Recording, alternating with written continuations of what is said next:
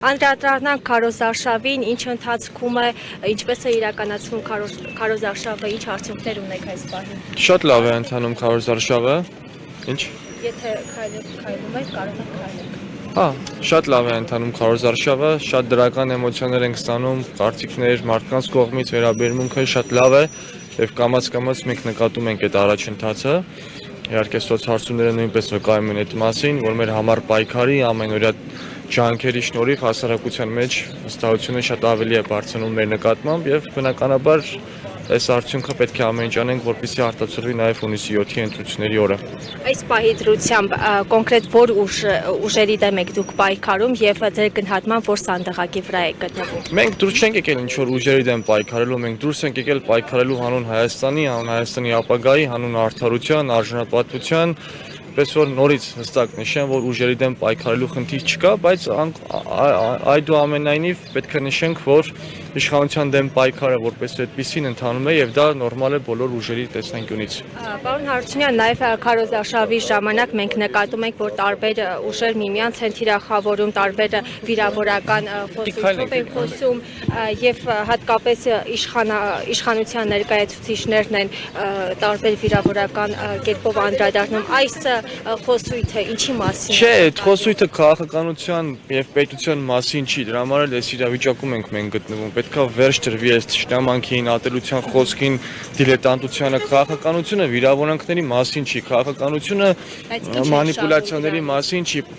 Սա հիմնականում հրահրվում է հենց իշխանությունների կողմից, քանի որ իրենք չունեն հստակ քաղաքական ասելիք, թիրախավորում են հիմնականում ընդդիմադիր ուժերին եւ հանուն արդարության նշենք, որ որոշակի դեպքերում ճշմարիտ են թիրախավորում։ Դրա համար մենք եկել ենք ասելու, որ այս համակարգը պետք է փոխվի։ Ուղղակի ասեմ, էլի թող այս մարդիկ ձեռքի բռնած թե իշխանական ներկայացուցիչները եւ թե որոշ ընդդիմադիր շրջանակներ թող ձեռքի բռնած գնան, տեսնենք այս երկիրը ինչ են կանում։ Իրար սնուցելով, իրար վիրավորելով պատկերացրեք մեկը մեկից աբսուրդ բաներ են խոսում, մեկը մեկից աբսուրդ առաջարկներ են անում Հայաստանի հետ կապված ու բնականաբար սա ըստ էության քիչ խոսակցական բանով էլի ասեմ շատ ներողություն տենց իրար պասեր տալով փորձում են իրականացնել 2021 թվականի ընտրությունների արդյունքները վերարտադրել այդ սկզբունքը հիմա արդեն այդ Քոչարյան-Փաշինյան բևեռացումը դարձրել են Փաշինյան եւ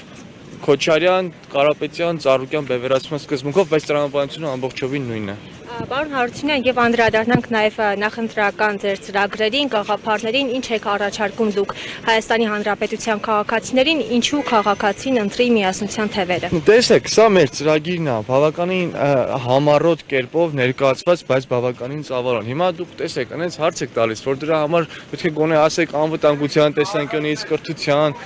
շատ են մեր ծրագրերը, ինչի մասին մենք գրել ենք եւ ինչի մասին մեր այսպես եթե եկեք ոչ թե առաջին 3-ն ասեմ, այլ ընդհանրական ասեմ, արդարության հետ կապված, հենց մեր կարգախոսը այդպեսին է, արդարությունը գալիս է եւ սրանից արդեն բխող իր հետևանքներով արդարությունը գալիս է, որպեսզի ունենանք ավելի արժանապատիվ երկիր, արդարությունը գալիս է, որպեսզի ավելի անվտանգ երկիր ունենանք, ավելի լավ միջավայր, ավելի լավ հասարակություն ունենանք, արդարությունը գալիս է, որպեսզի պաշտոնյաները այլևս չհալածեն ոչ պետությունը եւ ոչ սեփական ժողովրդին։ Հայաստանի արտաքին քաղաքականության հիմնական ուղղությունները ՌԴ-ի հետ է եւ ԵՄ-ի հետ է։ Դուք ինչպես եք բալանսավորելու այս հարաբերությունները, որ չտուժի ոչ մեկը, ոչ մյուսը։ Մենք առաջնորդվելու ենք բացառապես Հայաստանի ազգային ու պետական շահերով, սա ակսիոմա է, որը քննարկման առարկա չի կարող դառնալ։ Եվ մի շատ կարեւոր հարցի մասին եք բարձրաձայնում, տեսեք,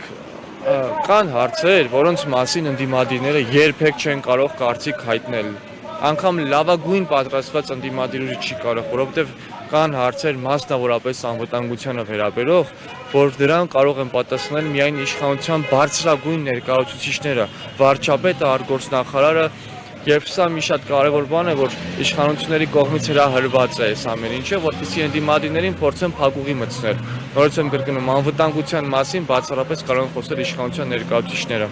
Եվ ՀԱԲԿ-ի թեման, Եվրամիության թեման նույնպես գտնվում է այդ տիրույթում, որովհետև նախ եւ առաջ պետք է հստակ ամրագրել, հասկանալ, թե Հայաստանը ինչպիսի ռեսուրս ունի արտաքին առումով, ներքին առումով, հետո նոր որոշում կայացնես։ Հիմա շատ տրենդային է դարձել, երբ որ մարդիկ ուղղակի ժողովրդին հաճանալու համար, հաճախոսությամբ զբաղվելու համար խոստումներ են տալիս, որոնք կարող եւ չկարողանան իրականացնել։